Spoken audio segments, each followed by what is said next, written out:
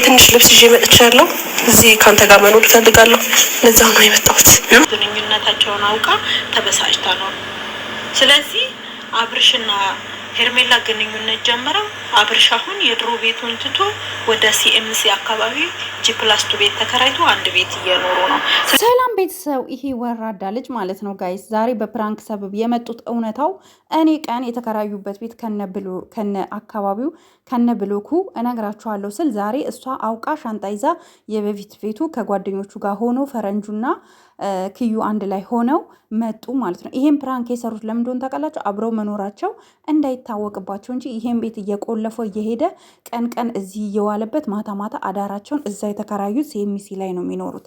ለምን እንደሚዋሽ ለምን እንደሚያስመስል አላውቅም። ይሄን ፕራንክ እንድትሰራ ያደረጋት እራሱ ነው። ለምንድን ነው? እኛ ስለነቃን መረጃ ስለደረሰን ደንግጦ ነው። ከሰዓት ነው የተሰራው ይሄ ቪዲዮ። እኔ ቪዲዮ ከለቀኩ በኋላ ማለት ነው። የእሷ ቤተሰብ የእሷ የቅርብ የሆነች ሴት ናት ይህንን መረጃ የሰጠችኝ። ገባችሁ? እሱ ቤቱን ጥሎ ወጥቷል። እንደገና ደግሞ ማለት ነው እውነት አብርሽ የሩታ እሱ ለቤቱ ሄርሜላ ቤት ስትመጣ እውነት እሱ ደብሮት ከሆነ ኧረ በእናታችሁ ምናምን የሚለው ማለት ነው። ቁርጥ ያለ ምላሽ ለምን አይመልስላትም ነበረ? ለምን በጥፊ ውልውል እያደረገ ይሄ እኮ የተከበረ ባለ ትዳር ቤት ነው ውጭ ብሎ ገፈታትሮ ለምን አያስወጣትም ነበር? አያስወጣትም። ኔቨር ኤቨር አብረው እንደሚኖሩ እውነቴን ነው የምላችሁ። እኔ ነገ መረጃ ለቅላችሁ አብረው እየኖሩ ነው። ግን ለማስመሰል ሰው እንዳይነቃ አለ አይደል? በቃ እሱ ብቻውን እየኖሩ ነው። ለማስመሰል ነው የመጡት። የማስመሰል ቪዲዮ ነው አሁን የተሰራልን እንጂ አብረው ድብን አድርገው እየኖሩ ነው። ድብን አድርገው ቀን እኛ ይህን ቪዲዮ ስንሰራ መረጃ ስናወጣ እሱ ከሰዓት ምን አደረገ? ፕራንክ አስመስሎ አብሬክ ልኖር አለች። ከዛ እሺ ፕራንክ ከሆነ ለምንድን ነው እንደዚህ የምደባብሰው? እስኪ ይሄ ቪዲዮ እዩ። እሺ ይሄስ ፕራንክ ነው? ይሄ የምትደባብሰው ፕራንክ ነው? ይሄ ፕራንክ ነው? ይሄ ፕራንክ ነው ወይ? አብረው ማለት ነው ጠቅ ሲደራረጉ በደንብ እንደሚያድሩ በደንብ ያስታውቃል። አሁን ለመሸምገል እነዚህ ልጆች እነ ፈረንጁና ክዩ ማለት ነው ከልባቸው ነው የተናደዱት። ምክንያቱም እነሱ ለሩታ በተለይ ፈረንጁ ለሩታ ለየት ያለ ሪስፔክት አለው። ያንን ነገር ከቨር ለማድረግ ሲል በቃ ሰው አንድ ሁለት ሰው እነሱን አድርጎ እነ ክዩን ምናምን አድርጎ ደውሎላ ሻንጣ ይዛ መታ ጀስት ፕራንክ። እስኪ ፈረንጁና ክዩ እስኪ ማታ ላይ ሂዱ።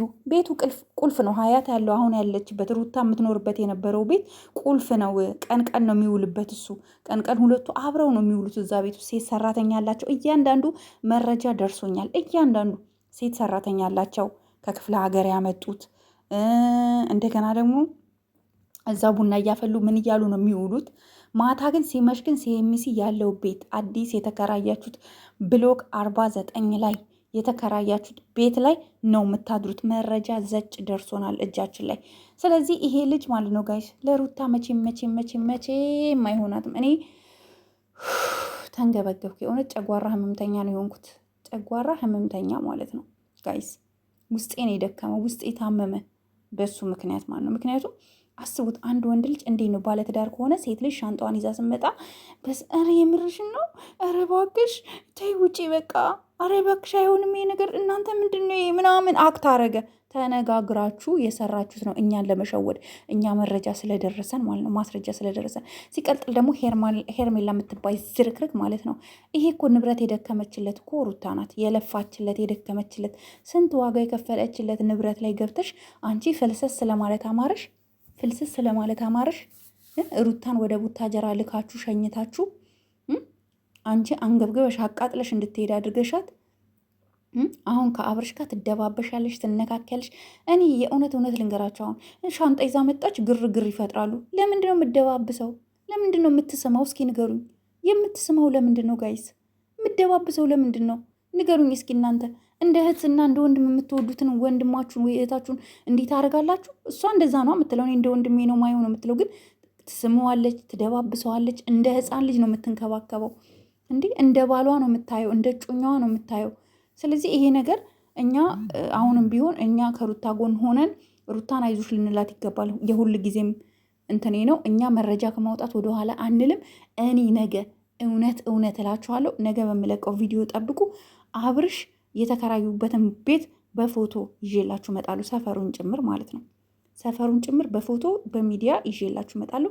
ጠብቁኝ፣ አሳያችኋለሁ። የት ሰፈር እንደተቀየረ፣ የት ብሎክ 19 እንደሆነ፣ ብሎክ 49 እንደሆነ፣ ሶስተኛ ፎቅ ላይ እንደተከራይ በደንብ ደርሶኛል። ያለውን መረጃ በሙሉ አመጣላችኋለሁ፣ ጠብቁ። ግን እኛን ለማሳመን እኛን ለመዋሸት በዚህ ደረጃ ይሄ ሁሉ ነገር ማድረግ አይጠበቅብክም። አብረክ እያደርክ ነው። አንተ ባለ ትዳር አይደለክም። በጣም ሲበዛ ወራዳ ወንድ ነክ። ለትዳር አትሆንም አንተ። እንደውም ሩታ ተገላገለችክ፣ የእውነት ተገላገለችክ። እኔ ሩታ በጣም ነው ያሳዘነች። ማናችንም እስከ ዛሬ ስንት ስትንገበገብ እንደኖረች አስቡት እህቶቼ። ስንት ሲያቃጥላት ሲጠብሳት እንደነበረ አስቡ። አሁን እናቷ ጋር ናት። እረፍት አድርጊ። ይህን ቪዲዮ እያየሽ እንዳትበሳጭ ሩታ። ለጽንሱ ጥሩ አይደለም። ጤነኛ ልጅ እግዚአብሔር ይስጥሽ። ከወለድሽ በኋላ በህግም ሄደሽ ንብረትሽን መካፈል አለብሽ። ሞኝ እንዳትሆኝ። የደከምሽለት ይሄ ሁሉ የለፋሽለት የአንቺ ዋጋ ነው። አብርሽ ሲመጣኛ ስናውቀው ምንም አልነበረውም። አንቺ ነሽ ለዚህ ሁሉ ንብረት ባለቤት። አንቺ ነሽ ለዚህ ሁሉ የአብርሽ ውጤት መሰረቱ። ኦኬ ሩታዬ፣ አይዞሽ፣ በርቺ፣ ጠንክሪ። ፈጣሪ ከአንቺ ጋር ይሁን። እኛም ከጎንሽ ነን። በሁሉም ነገር በሀሳብ እናበረታታሻለን። የተከራዩበትን ቤት መረጃ ሙሉ አምጥቼ እለጥፍላችኋለሁ ጋይስ።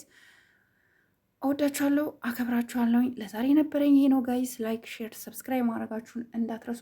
ሀሳብ አስተያየታችሁን ደግሞ ኮሜንት ሴክሽን ላይ አስቀምጡ። የእናንተ ሀሳብ ሰዎችን ያበረታታል። ቪዲዮ ስታዩ ሙሉን ማየታችሁን እንዳትረሱ። ባይ ባይ።